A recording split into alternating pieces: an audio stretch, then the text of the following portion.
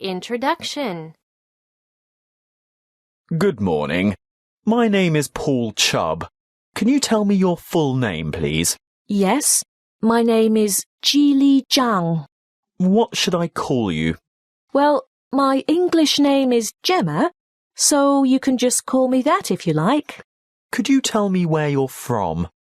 Originally, I'm from Shanghai. Can I see your identification, please? Sure, here you are. Thank you. Now, in this first part, I'd like to ask you some questions about yourself.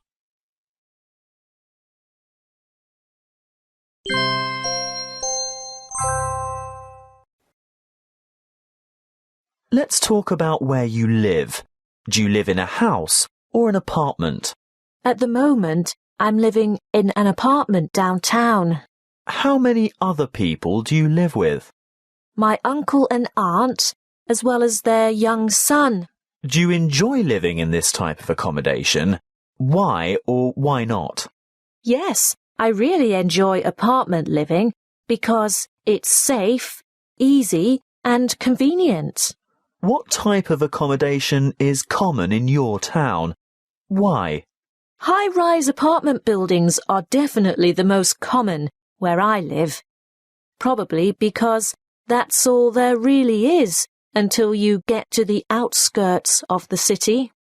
Let's talk about art. Do you enjoy looking at art? Why or why not? It depends on the type of art. I definitely enjoy photographic exhibitions and modern art, but I'm not really keen on the classic old-fashioned types of paintings and so on. I find landscapes really boring, and I hate sketches and art with no colour or life. What type of art do you like best? Why? As I said, I enjoy modern art the most because I think it is more interesting. Have you ever been taught to do any type of art? We had art as an elective at high school, and we learned to do all sorts, working with clay, photography, painting, and sketching. Our art teacher was really passionate about all forms of art. Do you know any artists? That depends on how you define an artist. I don't know anyone famous, if that's what you mean, but I do know some university students who I think are very talented. One is a photographer who only takes extreme close-ups of people so that one tiny aspect of their face is shown. The results are fascinating. Now let's talk about colours. Which colours do you like the most? Why? I love blue because it is the colour of the sea and the sky. My other favourite colour is green because I connect it with nature as well. Have you always liked these colours? Why? No, actually, when I was a little girl, I used to love pink and purple. I'm not sure why. Probably because they are thought of as quite feminine colours, I guess. Do most of your friends like similar colours? I haven't really thought about that. I think everyone has their own preferences, particularly related to what they wear. Many of my friends wear a lot of black, but I'm not sure if that is their favourite colour as such. Do certain colours have any special significance in your culture? Why? Some colours have a meaning of good luck, including red, which symbolises wealth and good fortune. Other colours, like white, stand for purity. But beyond that, I can't really think of any strong meanings or significance.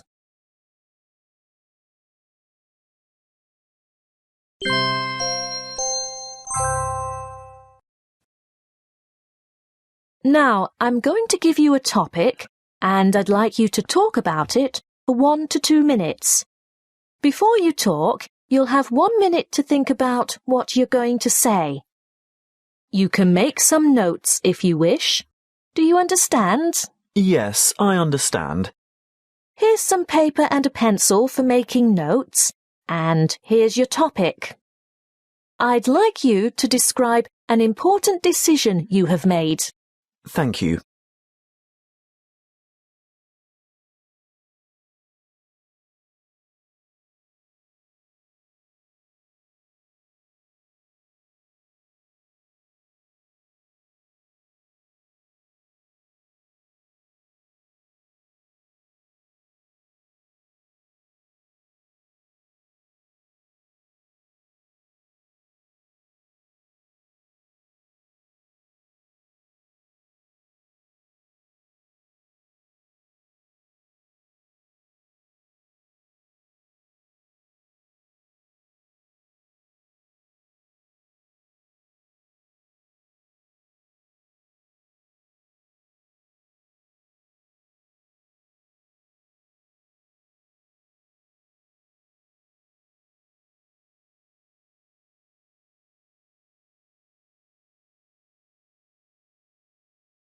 An important decision I made was quite recently, about 3 years ago.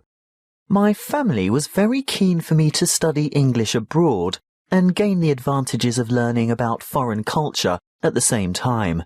I was also really excited about the prospect of travelling and improving my English. But I didn't want to leave as my wife was here in China and couldn't come with me. Then, just as we had to make the final decision and commit to buying a ticket, we found out that my wife was pregnant. So I talked and talked with her, and also with my parents, because I value their opinion also. And finally, I decided that I wouldn't go abroad to study, as I didn't want to miss the birth of my child, and also I wanted to support my wife through her pregnancy. They really helped me to make my decision, just by listening to me talk it through and giving their own opinions and ideas. The alternative that we came up with was that I would study here at night and work very hard on my English, with perhaps an opportunity to study at postgraduate level overseas instead of just studying English. My daughter was born over 2 years ago, and I think it was the best decision I ever made. And it has worked out really well, as now we are going to travel all together as a family to live in Oxford in the UK, where I am going to complete an MBA. And my wife has an excellent job offer there as well. It was a huge decision at the time, but I'm so confident that it was the right one for my family and me. Thank you. Do you often make decisions in this way? Yes, I always find it helpful to talk my decision through with someone. Do you find it difficult to make big decisions? Yes, sometimes I do, and it can take me a bit of time to think things over.